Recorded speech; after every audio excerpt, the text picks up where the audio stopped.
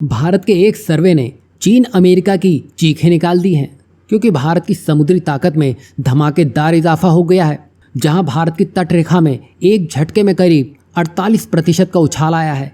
साथ ही नए सर्वे में भारत को नए 7 द्वीप मिले हैं, जो पहले के नक्शे और सर्वे से बाहर हो चुके थे।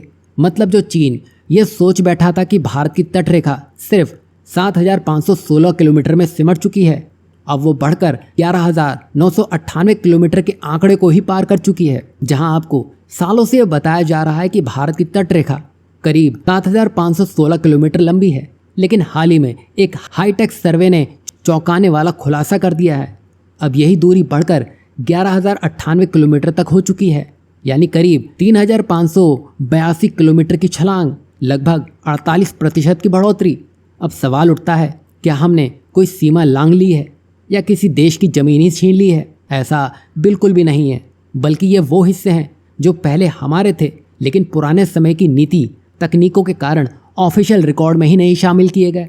बता दें कि 1970 के दशक में जब सर्वे ऑफ इंडिया ने अपनी पहली बार तटीय रेखा नापी थी, तो उसके पास न सैटेलाइट थी, न डिजिटल मैपिंग और न ही GIS या ड्रोन जैसी आधुनिक तकनीकें।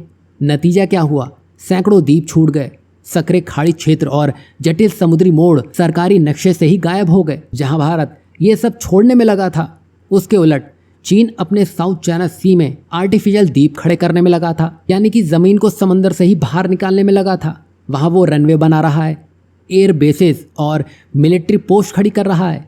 इसमें अरबों डॉलर भी खर्च हुए हैं और पूरी दुनिया की आलोचना भी झेलनी पड़ी है, क्योंकि वो यहाँ पर भूमि विस्तार करने में लगा था, जिसको उसके पड़ोसी देश बिल्कुल भी पचा नहीं पा रहे हैं, और ये आगे चलकर भारत के लिए भी खतरा बनता है। लेकिन यहाँ अब भारत की कहानी बिल्कुल अलग है। हमारे पास ये सब कुछ प्राकृतिक रूप से पहले से ही मौजूद था। सैकड़ों द्वीप, खाड़ियों से भरी जटिल समुद्री संरचनाएं और रणनीतिक जगहों पर फैला हुआ समुद्र, और ये सब हमें प्रकृति से ही मिला है। फर्क बस इतना है कि अब हमें इन्हें पहचानना शुरू कर दिया है और टेक्नोलॉजी की मदद से उन्हें दर्ज किया है, और अब उन्हें रक्षा, अर्थव्यवस्था और पर्यटन के लिए रणनीतिक हथियार में बदलने की दिशा में आगे बढ़ चुके हैं।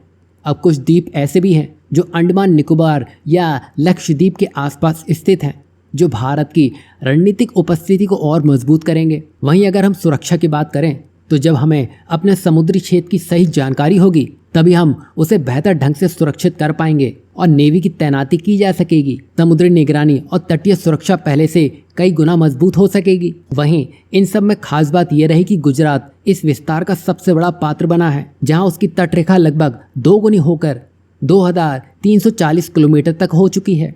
वहीं बंगाल ने तो प्रतिशत के लिहाज से सबसे अधिक छलांग लगाई है, जो कि है 397%, यानी कि अब उसके पास 721 किलोमीटर की तटीय क्षेत्र मौजूद है। और बंगाल में इस तरह की पकड़ भारत के लिए काफी जरूरी भी थी, क्योंकि बंगाल के साथ हालिया समस्याओं के चलते ये चिंता जरूर बढ़ा रहा था। लेकिन अब इस तरह के सर्वे ने बांग्लादेश की हवा टाइट कर दी होगी। बांग्लादेश ही नहीं, चीन भी यहाँ चिंता में जरूर होगा, क्योंकि उसने अरबों डॉलर लगाकर साउथ चाइना सी में विस्तार किया है। लेकिन अब भारत बिना कोई दिखावा किए चुपचाप अपने प्राकृतिक द्वीपों को स्ट्रेटेजिक एसेट्स में बदल रहा है। भारत अब सिर्फ जमीन पर ही नहीं, समुद्र में भी ताकतवर होता जा रहा है। अब आप सोच रहे होंगे कि यहाँ सिर्फ चीन ही चिंता में है। ऐसा बिल्कुल भी नहीं है। अमेरिका के लिए भी ये सिग्नल है, क्योंकि भारत अगर समुद्र में आत्मनिर्भर होता है और अपनी ब्लू इकोनॉमी को सुरक्षा और नेवल ताकत को खुद मजबूत करता है, तो अमेरिका की इंडो पैसिफिक रणनीति में भारत की भूमिका और ज्यादा क्रिटिकल हो जाएगी। और यहाँ भारत खुद की ताकत जितनी बढ़ाएगा, उतनी ही उसकी अमेरिका पर निर्भरता घटेगी। और ये बात वॉशिंगटन में बैठे रणनीतिकारों को भी सोचने पर मजबूर कर रही है।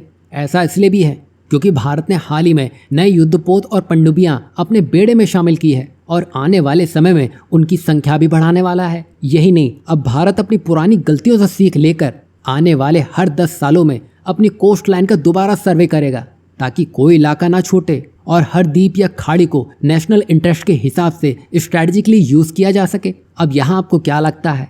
अब भारत को अपनी ब्लू इकोनॉमी पर फोकस 2 गुना कर देना चाहिए, ताकि चीन और अमेरिका को मुंह तोड़ जवाब दिया जा सके। इस पर आप क्या कुछ सोचते हैं? अपनी राय जरूर दीजिएगा।